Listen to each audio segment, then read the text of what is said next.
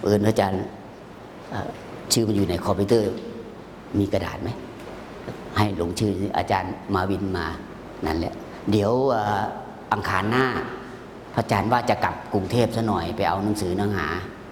หัวหน้ามาไหมเนี่ยหัวหน้าแจ้งเพื่อนได้ไหมถ้าอันนี้พระอาจารย์ไม่ได้ให้ปิดนะแต่พระอาจารย์อาจจะไปไงพระอาจารย์จะได้ให้หัวหน้าแจ้งให้หัวหน้าทราบแล้วหัวหน้าก็ไปให้อาจารย์มาวินเข้ามาสอนเลย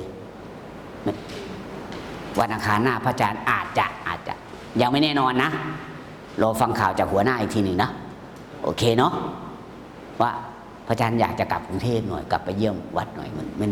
ได้อยู่เดือนกว่าแล้วเดี๋ยวจะกลับนะมีแต่งานครับแล้วก็รับน้องใหม่ใช่ไหมเสาร์อาทิตย์หน้าใช่ไหมพวกเราใช่ไหมเขาจะมาทำพิธีรับน้องพวกเรามาบาสีสุวรรณอะไรก็ไม่รู้มาฟ้อนมาลำอะไรนะมาประกวดมารยาทอะไรเยอะแยะใช่ไหมเขาบอกเขายัง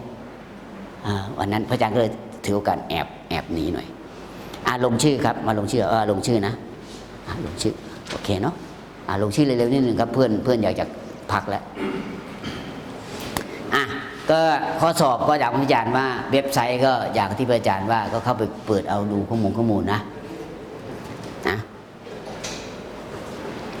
เสาร์อาทิตย์7 โมงเช้าคนไหนสนใจก็ห้อง205มีโน้ตบุ๊กมานะสอนอังกฤษก็ได้สอนเขียนเว็บไซต์ก็ได้นะโอเคนะฮะ